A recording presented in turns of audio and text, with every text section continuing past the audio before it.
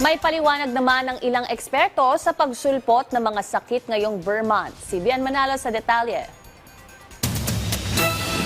Nilinaw ng infectious diseases expert na si Dr. Ront Ginsolante na natural occurrence o seasonal influenza ang malatarang kasong sakit na tumatama sa karamihan sa ngayon.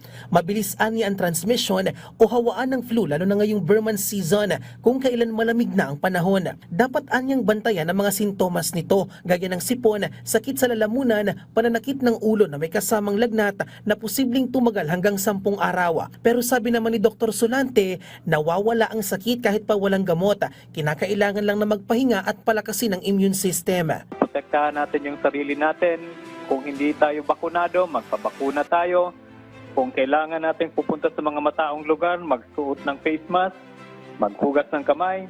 And those vulnerable population, i-mandatory natin na mag-face mask sila para hindi sila mahawaan ng infection. Nauna nang iginiit ng Department of Health na walang outbreak ng influenza-like illnesses at hindi kinakailangan na magpatupad ng lockdown. Sabi ni Secretary Ted Herbosa, bagamat hindi kasing bagsik ng COVID-19 ang nararanasang malatarang kasong sakit sa ngayon, dapat pa rin gawin ang iba yung pag-iingat gaya ng pag-ehersisyo, pag-inom ng vitamin C at pagkakaroon ng sapat na tulog para mapalakas ang resistensya. Sa tala ng DOH, mas mababa ng halos 40% ang kaso ng tinamaan ng influenza-like illnesses na umabot lang sa mahigit 6,000 kaso kumpara sa mahigit 10,000 kaso sa nakaraang 2 linggo. Mas mababa pa rin yan ng 25% sa mahigit 8,000 kaso na naiulat sa kaparehong panahon noong nakarang taon. Wearing a mask will help. Isolating the sick in one room would help. Not sharing your food would help.